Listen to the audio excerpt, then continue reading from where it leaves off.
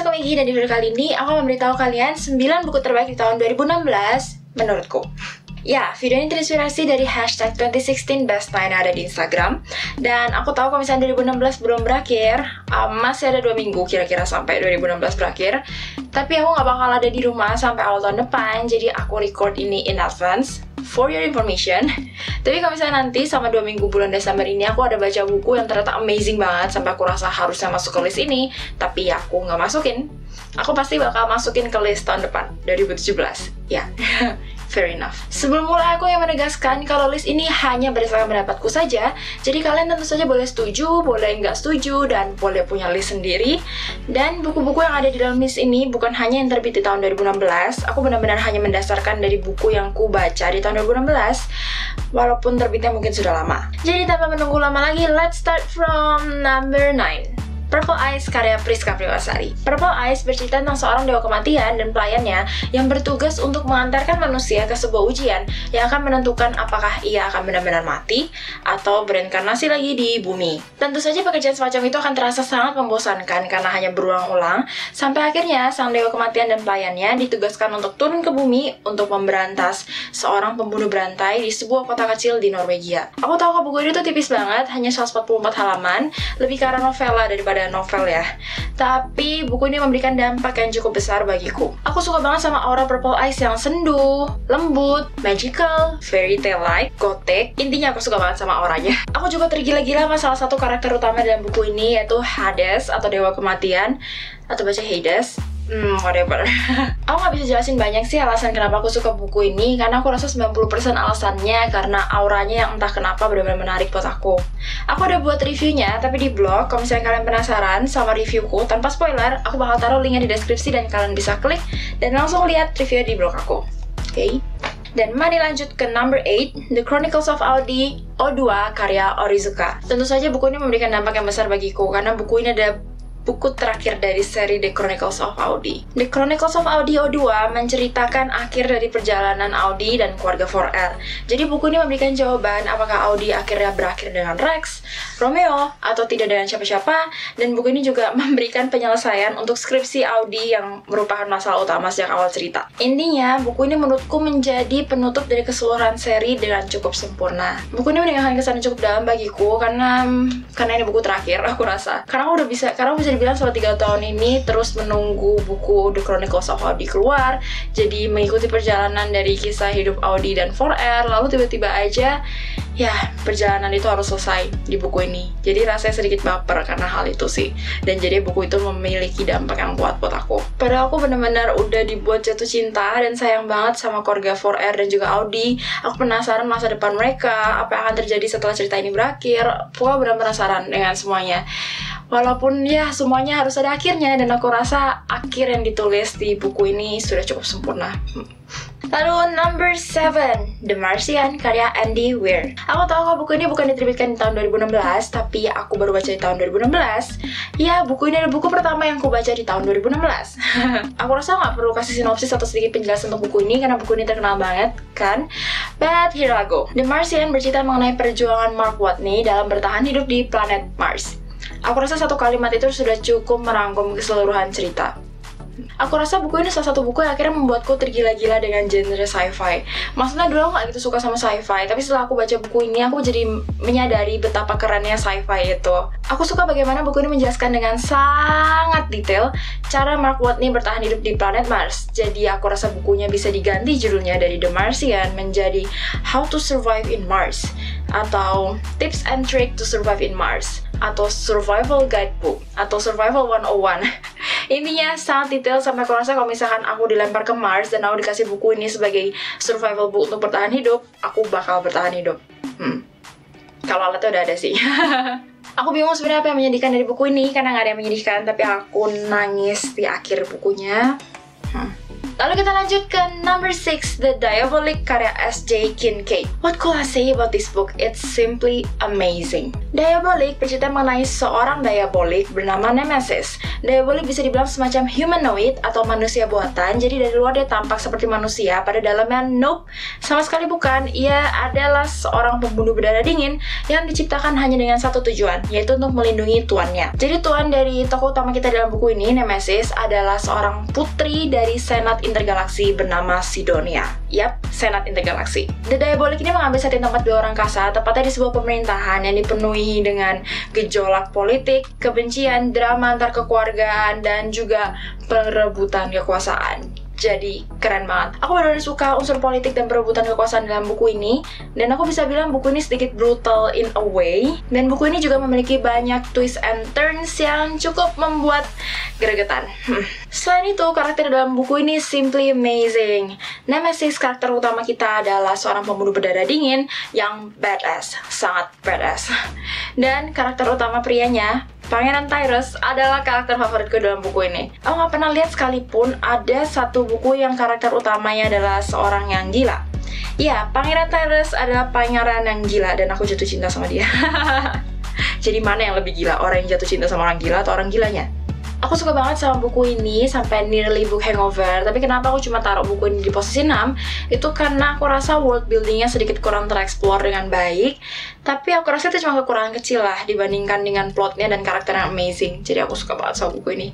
Lalu number 5, Winter by Marissa Meyer. So, Winter adalah buku terakhir dari seri The Lunar Chronicles, dan sama seperti buku-buku sebelumnya, Winter merupakan retelling dari sebuah dongeng yang harusnya familiar di telinga kita. Winter adalah retelling dari dongeng Snow White atau Putri Salju, dan juga menceritakan perjuangan Crash, Cinder, Scarlet, dan Winter dalam menggulingkan kekuasaan Ratu Bulan yang jahat bernama Levana yang mengancam bumi. Jika kalian mengikuti entahlah Instagramku, mungkin kalian harus tahu kalau misalkan karakter favoritku dari seluruh seri The Lunar Chronicles adalah Wolf dari Scarlet.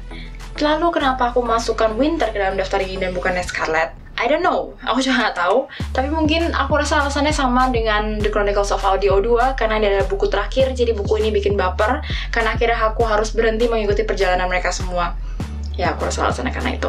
Number 4, An Ember in the Ashes karya Sabaa Tahir.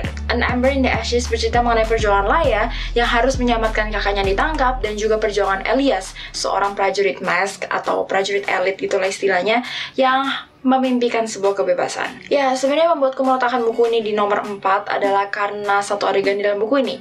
Adegan itu membuatku ketakutan, deg-degan setengah mati, dan aku nggak berani buat balik ke halaman selanjutnya karena aku takut buat melihat apa yang akan terjadi selanjutnya. Ya, adegan itu sebagus ini, sebagus yang aku sebutkan tadi. Selain adegan itu, overall An Ember in the Ashes adalah sebuah bacaan yang menyenangkan dengan nuansa Timur Tengah yang dicampurkan dengan sedikit nuansa Romawi untuk kerajaan dan prajurit-prajuritnya, aku rasa. Dan percayalah, buku ini menyimpan beberapa twist yang cukup menyenangkan. Dan in terms of dampak, adegan yang gue sebutkan sebelumnya itu jelas memberikan dampak yang besar banget sama aku, sampai aku nangis. Jadi buku ini deserve buat ditaruh di nomor 4. Number 3, Holy Mother by Akiyoshi Rikako. Iya, buku ini adalah buku nomor 3 yang benar-benar memberikan dampak sangat besar bagiku di tahun ini.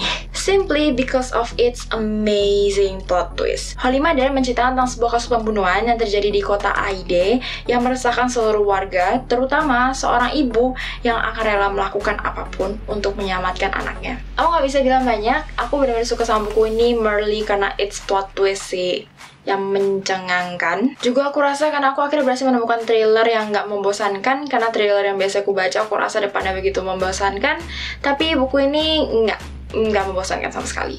Aku ada bikin reviewnya di video, dan ya aku bakal taruh linknya di deskripsi kalau kalian belum nonton. Reviewnya nggak ada spoiler, tenang aja. Cuma aku juga rada ragu tuh review atau bukan, lebih ke reaction dan setengah teriak-teriak betapa bagusnya buku itu. Maaf.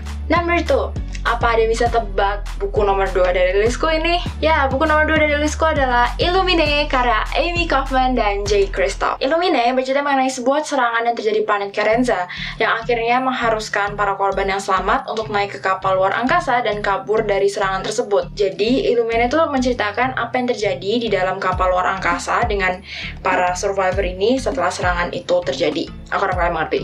Aku nggak mau spoiler banyak karena buku ini terlalu amazing buat di spoiler, jadi aku harap kalian mau baca juga dan mencari tahu betapa amazingnya buku ini sendiri. Jadi aku akan memberitahu kepada kalian alasan mengapa aku menyukai buku ini. Dari alasan pertama, formatnya amazing banget. Jadi bentuknya seperti file laporan yang terdiri dari chat logs, email, pamphlets, data-data, banyak banget pokoknya. Jadi kalian merasa seperti lagi screening file laporan, dan secara nggak langsung kalian merasa jadi dilibatkan ke dalam dunianya. Seakan kalian salah satu karakter di dunia itu yang memang lagi baca laporan yang sudah dipersiapkan mengenai kejadian itu. Keren. Nomor 2, plotnya. Percayalah, twist di dalam buku ini amazing. Nggak seperti Holy Mother sih, itu udah dunia berbeda. Tapi tetap amazing dan bisa bikin kalian nangis, gregetan, or ya, guling-guling. Number 3, karakternya. Karakter di dalam buku ini adalah Katie, seorang hacker, cewek, dan Ezra, seorang pilot pesawat tempur, dan Aidan, seorang artificial intelligence yang gila. Kurang keren apa? Nomor 4, Damn Feels. Aku gak tahu kenapa aku benar-benar emotionally attached dengan buku ini sampai nangis 3 kali waktu baca. Memalukan. I feel like aku harus memberitahukan beberapa hal negatif dari buku ini sebelum kalian akhirnya menjadi berekspektasi terlalu tinggi, karena aku rasanya ya terlalu menggembor-gemborkan buku ini. Aku perlu kasih tau kalian kalau misalnya ada juga banyak orang yang gak itu suka Illuminae karena formatnya. Padahal aku suka formatnya, tapi banyak juga orang yang gak suka karena menurut mereka rasanya jadi gak bisa connect dengan karakternya. Juga mereka gak suka formatnya yang rada membingungkan untuk dibaca karena gak seperti narasi novel biasa kan, sudah aku bilang. Jadi ya jangan terlalu berharap banyak, mungkin kalian salah satu orang itu yang membenci format semacam ini. Selain itu aku juga merasa beberapa adegan tuh seperti too much buat buku pertama. Mungkin sedikit sulit dijelaskan tanpa spoiler sedikit pun, tapi aku merasa terlalu banyak amazing things di dalam buku ini sampai aku khawatir apa buku keduanya akan sebagus buku pertama. Dan jawabannya adalah yes, karena nomor 1 di dalam listku ini adalah Gemina karya Amy Kaufman dan Jay Kristoff, atau buku kedua dari The Illuminae Files. Ya, aku merasa buku keduanya lebih bagus dari buku pertama.